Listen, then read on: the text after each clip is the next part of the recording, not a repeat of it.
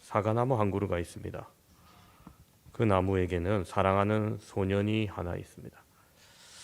소년은 매일 찾아와 나뭇잎을 주워 모아서 왕관을 만들어 쓰기도 하고 가지에 매달려 그네도 뛰고 사과를 따먹기도 하고 나무 그늘에서 낮잠 자기도 했습니다. 나무는 그 소년과 함께하는 시간이 참 행복했습니다. 그런데 소년이 나이가 들더니 잘 보이지 않습니다. 나무는 즐겁게 전처럼 지내자 하니 이제는 나무에 올라가 놀기엔 커버렸다고 소년은 대답합니다. 그러면서 소년이 얘기하기를 그런데 사실은 내게 돈이 필요해요. 나무는 소년을 도와주고 싶었지만 뭐 돈을 가지고 있는 나무가 어디 있겠습니까? 그러다가 생각한 게 나에게는 열매가 있다고. 그걸 따다가 팔면 돈이 될 거야. 요즘 사과를 따서 팔면 떼돈을 벌었을 건데. 그렇죠? 예, 사과를 땁니다. 소년은 기뻐하며 열매를 갖고 떠났습니다. 나무는 그것으로 행복했습니다. 오래 후에 소년이 또 돌아왔습니다. 나무야, 사실 이제는 또 집이 필요해. 좀 도와줄 수 있겠니? 그래, 그러면 나의 가지를 잘라가 집을 지으라고 얘기합니다. 소년은 기뻐하며 나무 가지를 잘라서 짊어지고 떠났습니다. 나무는 그래도 행복했습니다. 또 오래 후에 소년이 찾아왔습니다. 반갑게 인사를 하니 소년이 또 찾아온 사실을 얘기했습니다. 나무야, 사실 먼 곳에 나를 데려갈 배가 필요한데 배가 없을까? 나무는 기쁘게 말했습니다. 자기 몸을 내어주었습니다. 배를 만들어라고. 그래도 행복했습니다. 또 오래 후에 소년이 늙어서 노인이 되어서 찾아옵니다.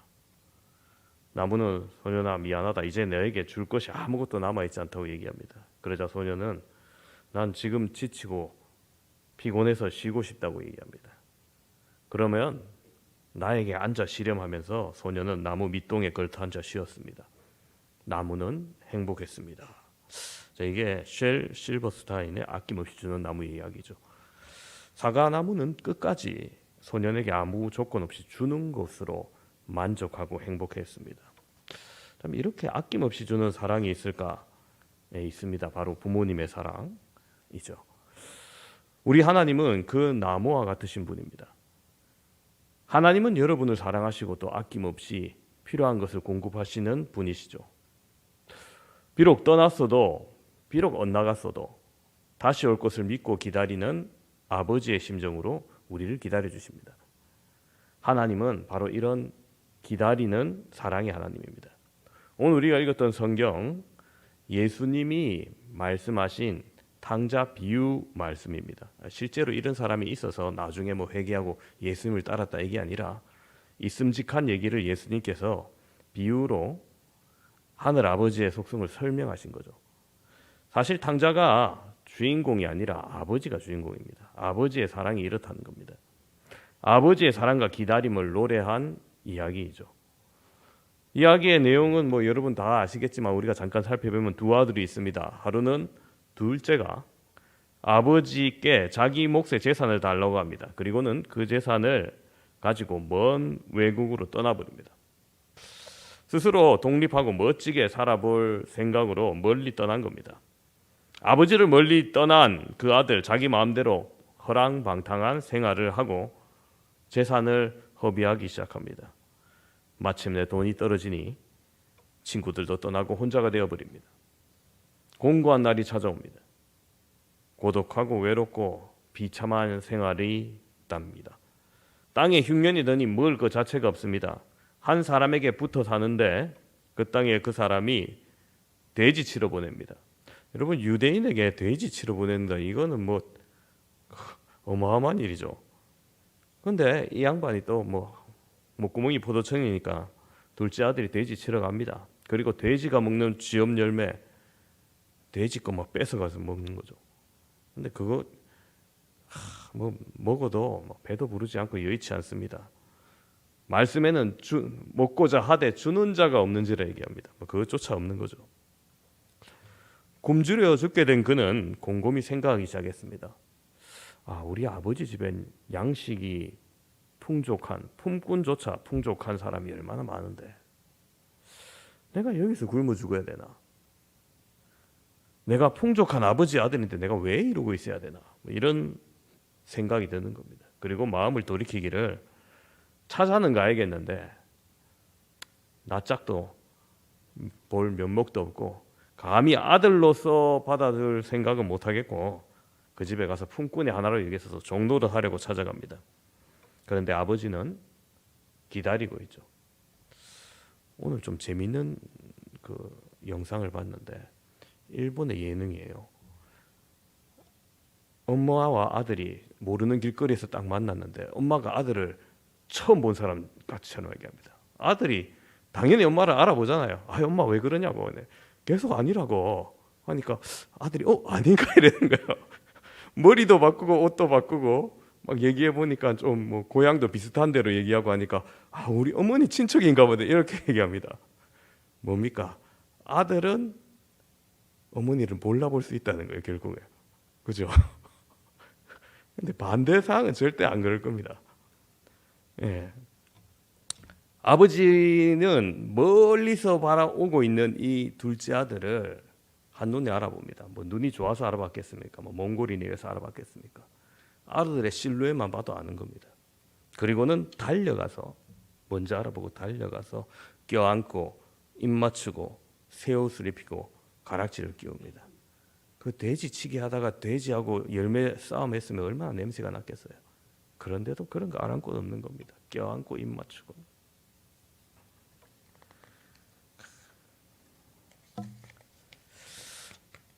오늘 이 아버지를 떠난 둘째 아들은 어떤 사람일까요?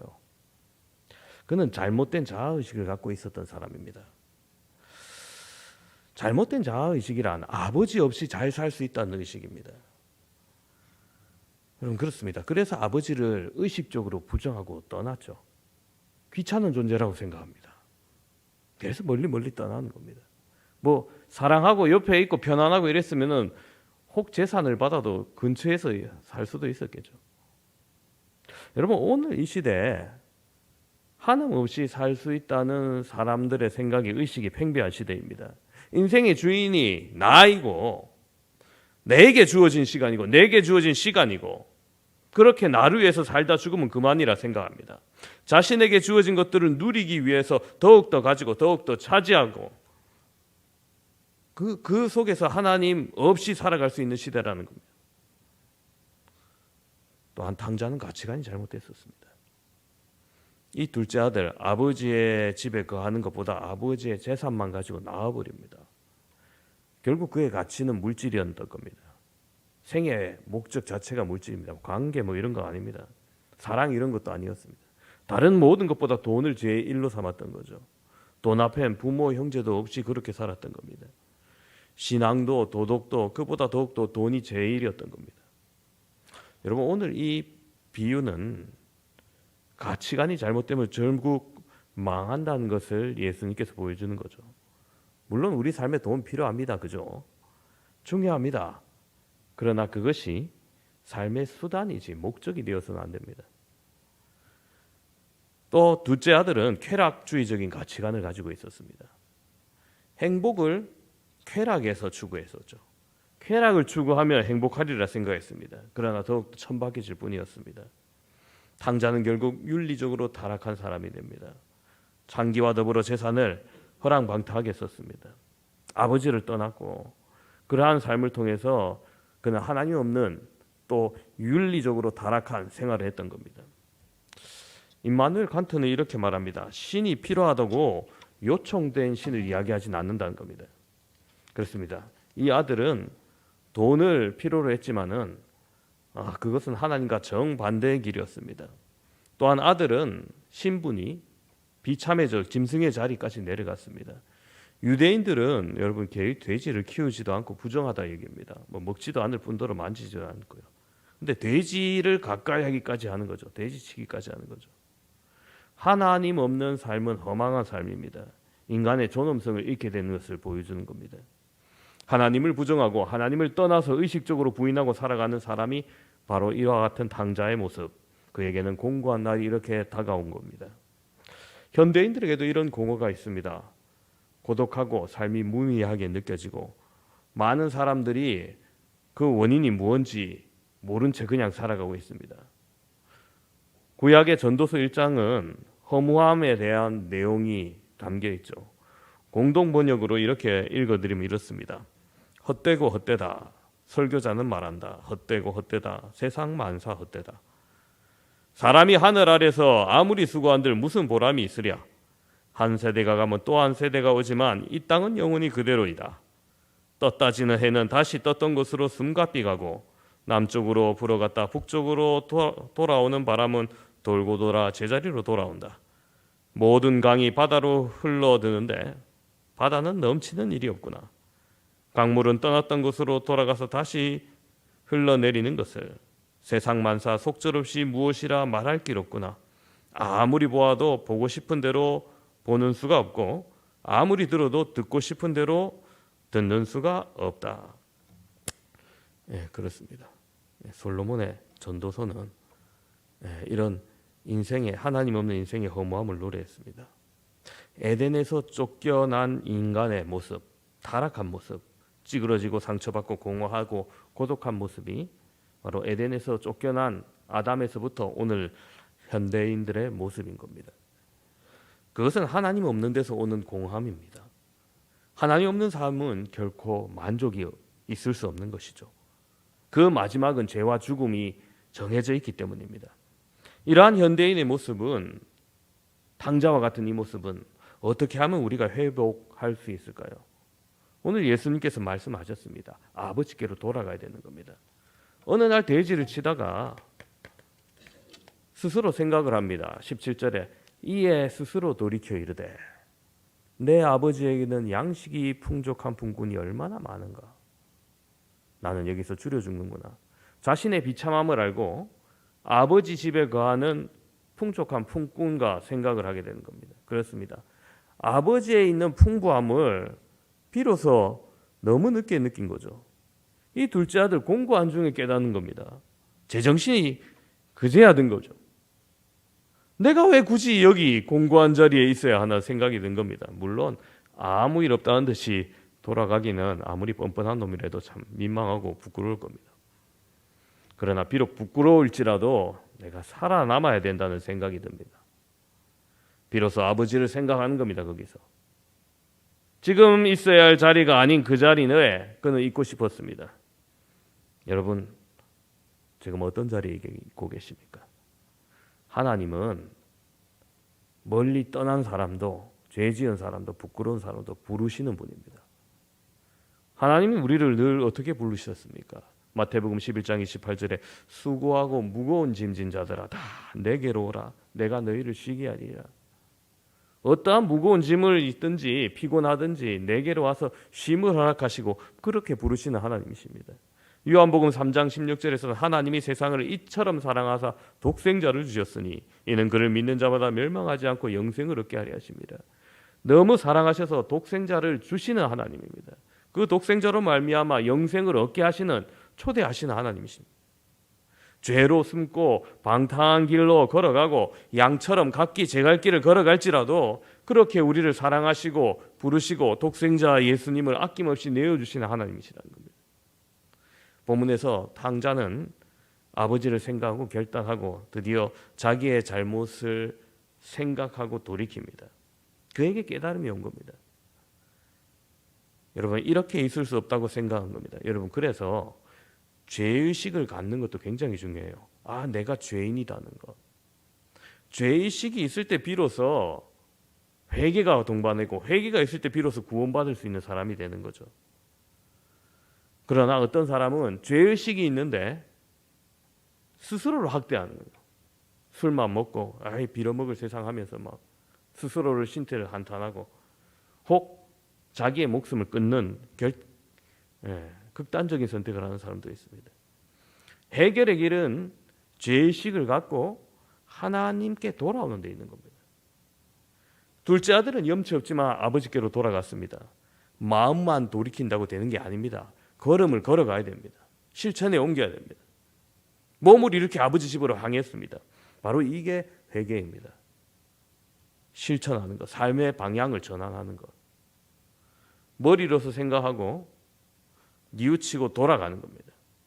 세상을 향해 멸망을 하게 나아가던 걸음을 이제는 멈추고 이제는 아버지를 향해, 하나님을 향해, 천국을 향해 발걸음을 바꾸는 겁니다. 지옥을 향해 가고 있는 수많은 사람들을 생각하며 우시는 하나님께로, 죄로 인해서 멸망당할 수 없는 수많은 사람을 안타깝게 생각하시며 눈물 흘리시고 가슴 아리 하시는 아버지께로 돌아가는 겁니다. 그리고 여러분도 그 아버지의 사랑에 임해서 지금 여기까지 왔음을 고백하시지 않습니까? 아버지가 어떻게 그를 맞이했습니까? 우리 다시 보시면 20절부터 이에 일어나서 아버지께로 돌아가니라. 아직 거리가 먼데 아버지가 그를 보고 측은히 여겨 달려가 목을 안고 입을 맞추니. 여러분, 그 아버지가 살아있는데 아버지 유산 미리 달라 해서 떼간다. 여러분, 요즘으로 쳐도 좀 괘씸한 놈이죠. 근데 고대 근동에서 이렇게 하면은 동네에서 멍석말이 당할 수 있어요. 아버지가 뛰어간다는 것은 동네 사람으로부터 보호하는 의미도 있어요. 내 아들을 당신들 푸대접하지 마시오. 미리 달려가는 거예요. 혹시라도 해코지할까 봐. 안고 입 맞추고 있는 아버지를 향해 아들이 이릅니다. 21절에 이르되 아버지 내가 하늘과 아버지께 죄를 지었사오니. 이 사람 그래도 좀 양심이 있어요. 하늘과 아버지께 죄를 지었사오니 지금부터는 아버지 아들이라 일컬음을 감당하지 못하겠나이다 하나 아버지는 어떻게 합니까? 종들에게 이르되 제일 좋은 옷을 내어다가 입히고 손에는 가락지를 끼우고 발에는 신을 신기라. 그리고 살찐 송아지를 끌어다가 잡으라. 우리가 먹고 즐기자. 잔치를 열라는 겁니다. 왜 잔치를 엽니까? 24절에 이는 내 아들이 죽었다가 다시 살아났으니 내가 잃었다가 다시 얻었노라 하니 그들이 즐거워하더라. 그렇습니다. 여러분, 기다리고 영접해 주신 아버지가 있는 거예요. 아버지는 계속 기다리고 계셨던 겁니다. 그것이 아버지의 사랑입니다. 괘씸한 아들이지만 그대로 기다리십니다. 기약도 없지만은 기다리고 행여라도 돌아올까 대문을 걸어 잠그지 못하고 기다리시는 아버지입니다. 거지 몰골로 한 아들 모습, 옛날과 달라진 모습이지만 그래도 아버지는 먼저 알아보고 달려가서 맞이해 주시는 아버지인 겁니다. 하나님의 아버지는 여러분들 이렇게 사랑하시는 겁니다. 아버지의 사랑은 기다리는 사랑이고요. 기약도 없지만은 행여나 돌아올까 그렇게 기다리는 사랑. 또 아버지의 사랑은 용서하시는 사랑이죠. 그렇습니다. 하나님은 용서하십니다.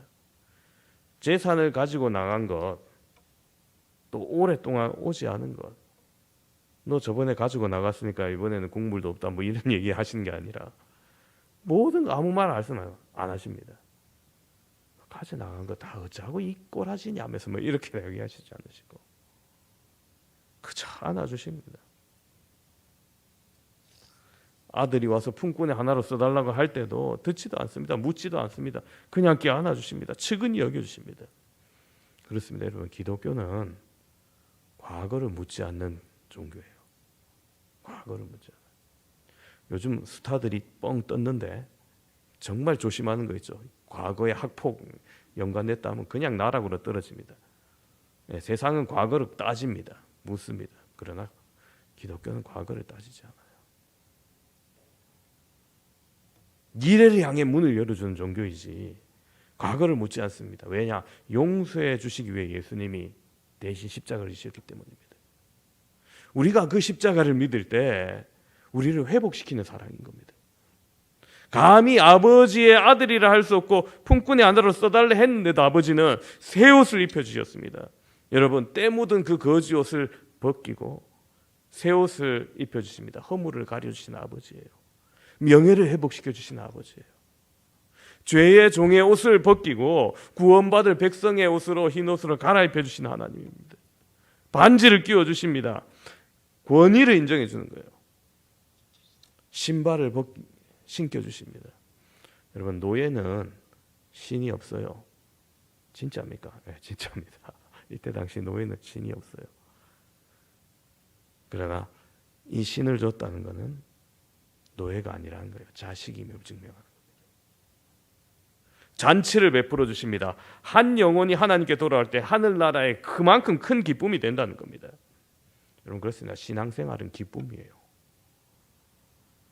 회개 후에는 눈물 이후에는 기쁨이 찾아오는 겁니다. 하나님께 돌아온 뒤에 기쁨이 있습니다.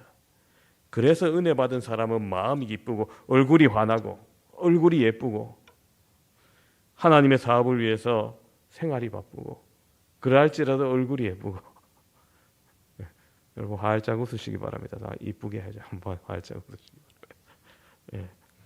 기다리시는 아버지의 사랑, 용서하시는 사랑, 과거를 묻지 않는 불문에 붙이시고 열어주시는 그 사랑으로 우리를 불러주신 겁니다. 여기 당자가 누굽니까? 나는 아닌데요. 아이고, 여러분, 우리 모두가 제 자신이 다 당자입니다. 오늘 이야기는 여기서 끝나면 참 깔끔하고 아름다울 것 같은데 예수님은 더 얘기하시죠. 자, 잔치가 한참 열리고 있는데 첫째 아들이 일하고 와서 돌아옵니다. 집에 잔치가 열린 걸 보고 자기가 모르는 잔치가 열리고 있어요. 종을 불러 묻습니다. 이게 무슨 잔치냐고. 그러니까 둘째 아들이 돌아와서 환대받는 걸 얘기합니다. 28절 이후 보시면 그가 노하여 들어가고자 하지 아니하거늘 밴댕이 소갈 딱지같이 동생이 돌아왔는데 보지도 않습니다. 들어가지도 않습니다. 아버지가 직접 나와서 이제 권합니다. 29절에 아버지께 대답하여 이르되 내가 여러 해 아버지를 섬겨 명을 어김이 없거늘 내게는 염소 새끼라도 주어 나와 내 벗으로 즐기게 하신 일이 없더니 아버지의 살림을 창녀들과 함께 삼켜버린 이 아들이 돌아오매 이를 위하여 살찐 송아지를 잡으셨나이다. 자, 여러분, 맏아들 이 둘째 아들에 비해 아버지 곁을 쭉 지켰고 성실히 일해왔습니다. 맏아들의 말이 너무나 옳아 보입니다. 그런데 아버지의 대답이 뭡니까? 31절에 아버지가 이르되 예 너는 항상 나와 함께 있었으니 내 것이다 내 것이로되 이 동생은 죽었다가 살아났으니 내가 잃었다가 얻었기로 우리가 즐거워하고 기뻐하는 것이 마땅하다 아니라. 자, 여러분, 여기서 착각하시면 안 되는 게 있어요. 뭐 똑같이 대해주나 그건 맏아들이 너무 손해 아닌가 이렇게 생각하실 수 있잖아요. 근데 자세히 보시면은 여러분 12절 한번 보세요. 12절 나갈 때입니다. 그 둘째가 아버지에게 말하되 아버지여 재산 중 내게 돌아올 분깃을 내게 주소서 하는지라. 아버지가 그 살림을 각각 나누어 주었더니. 여러분, 이 각각이 중요해요. 각각. 그럼 이 나눠줄 때 첫째 아들 둘째 아들 거는 각각 나눠줬다는 거예요. 첫째 아들 이미 받았어. 안 받은 척하니까 뒤에 사람들이 깜빡 속았는데 받았어요. 첫째 아들도. 단 뭡니까? 아버지가 아직 가지고 있는 거죠. 예. 그러니까 뭐 둘째랑 다시 나누고 이런 건 아닙니다. 그러나 생명이 돌아왔잖아요. 소중한 동생이 돌아왔잖아요. 챙겨야죠. 아버지의 기쁨에 느끼고 참여해야죠. 동생을 비방하고 불쾌할 일이 아닙니다.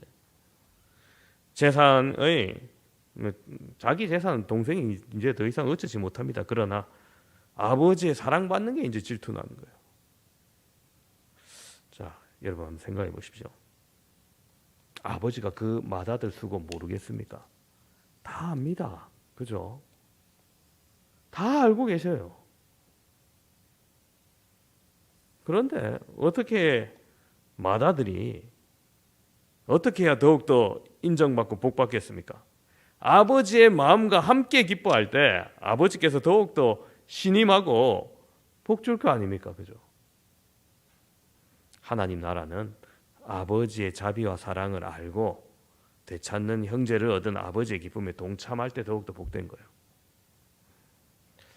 여러분, 혹시 우리 중에 둘째 아들처럼 아버지로부터 용서받았는데 우리 또 똑같이 둘째 아들 같았는데 세월이 다 지나면서 세월이 아주 오래되면서 맏아들 같은 마음 되신지는 않았습니까? 교회 안에 새 가족이 들어오고 막 괜히 목사님한테 칭찬받을 때 나의 반응은 어떻습니까? 혹 첫째 아들처럼 냉담하게 반응하지 않습니까? 새 가족이 주목받으면 왠지 자기 공로가 적어 보인다고 혹시 생각하지 않습니까? 여러분 29절 말씀을 보니까 이 첫째 아들 분명히 자기가 여러 해 동안 아버지께 순종했음을 내세웁니다. 아버지 알죠?